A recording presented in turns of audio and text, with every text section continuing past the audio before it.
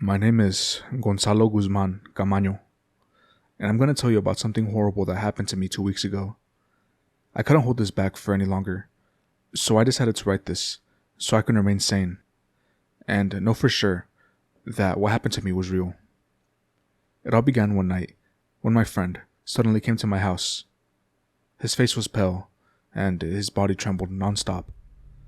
In his right hand, he was holding a blue USB, which he slowly drew close to my face. "Take it," he whispered.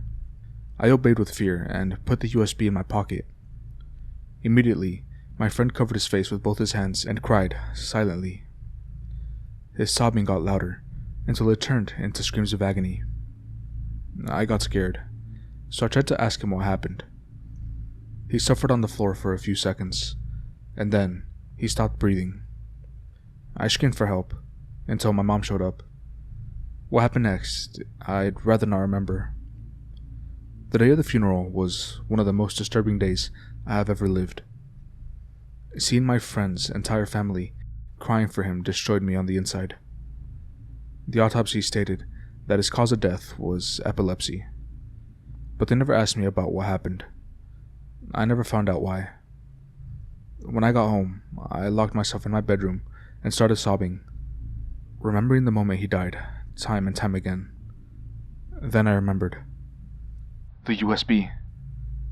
Quickly, I looked in the basket with dirty clothes and checked the pockets of the pants that I used that day, and so I found the USB. At first, I hesitated plugging that thing into the computer, and to this day, I regret having done so. I was so scared, but I decided to check what was inside that thing.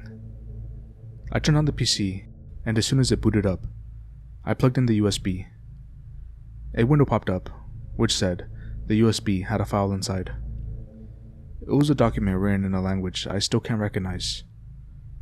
Not thinking about it, I opened up the document, and inside, it had a file named Sonic the Hedgehog.exe. I noticed the name was badly written, but I couldn't process it in my head. I double-clicked the file, and an error message appeared. I can't remember what it said, just something along the lines of the file not existing.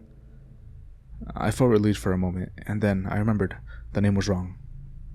And several times, I had gotten a file to work by changing its name, so I added the missing E in Hedgehog. The file allowed me to correct its name, turning into SonicTheHedgehog.exe. That's when I remembered that my dead friend liked Sonic. It was scary to accept such things, but I was calm at the fact that it was about the friendly blue character. I double-clicked the new file, and the screen turned black. A few seconds later, in the lower part of the screen, a text saying, "Loading," appeared, with an ellipsis that appeared and disappeared frequently.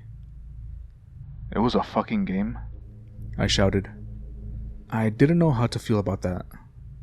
I waited until the game was fully loaded, and the screen changed to an 8-bit background with a colorful logo of Sonic the Hedgehog.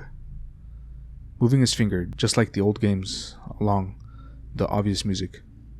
For a moment, I thought that the USB had nothing to do with my friend's death, until I saw the small letters that were supposed to write Sega's name, and all the other credits, which were all written in the same strange language as the document.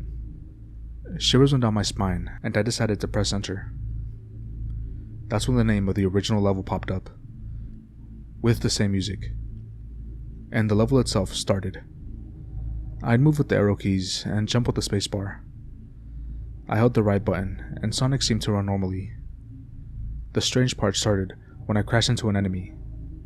In the real game, crashing just made rings come out of Sonic's body as a way to damage, but that didn't happen here. Instead of rings, some weird objects appeared, which looked like red squares. I thought it was a simple glitch in my optimistic mind, but deep down, I knew that meant no good. I kept moving until I finished the level. Instead of them mentioning the next zone, another message in the weird language popped up. This time, the background was normal. It had this blood-red color, slowly moving. I was scared for real, and so I pressed escape, but the game didn't close. so I tried using Control Alt and Delete, which didn't work either. I had started to lose my mind, as the screen distorted violently. A light flashed quickly, which paralyzed me. I couldn't move nor close my eyes. All I could do was look at the horrible things that appeared on the screen. I began hearing female screams, excessively disturbing, while in the first layer, I could see Sonic's face shedding tears of blood, with the text writing, R.I.P. It appeared everywhere. The screams didn't stop. In fact, they had gotten louder, to the point where I started crying without moving. My eyes simply dropped tears. Then I began trembling. I'll have the same fate as him, I thought with fear. The screen turned black, and the screaming had ceased. I was struggling to move, but it was all in vain. And from the black screen, a big 10, written in red, appeared.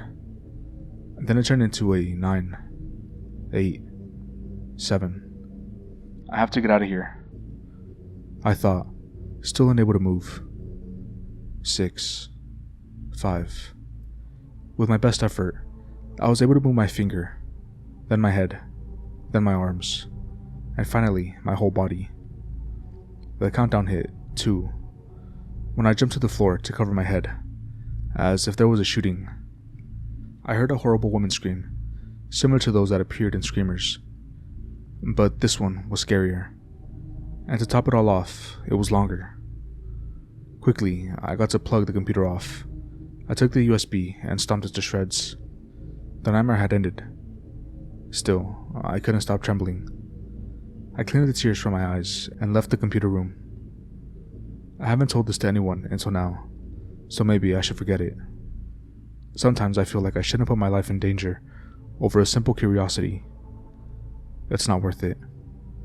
But if there's something I'm sure about, it's that whatever happened when the countdown ended, I don't ever want to know. Hey, what's up guys, it's Aris, one half of the Horror Highway. And welcome to the outro. I decided to outro this video because apparently this creepypasta, which I grabbed from the 4chan original creepypastas list, does have an author, and yeah, I guess I'm trying to shout them out. They go by Sinois. Hopefully I said that right. I'm pretty sure he's Hispanic, and this was originally written in Spanish. And yeah, if Sinois wants me to take the video down, let me know. Yeah. Sinois, si quieres que baje el video, nomás dime y lo bajo. Anyways, I appreciate you guys coming here. Remember to like, comment, and subscribe. Especially subscribe. We're almost reaching 1,000 subs, which is pretty cool, at least on this channel. And yeah, have a good day. Bye.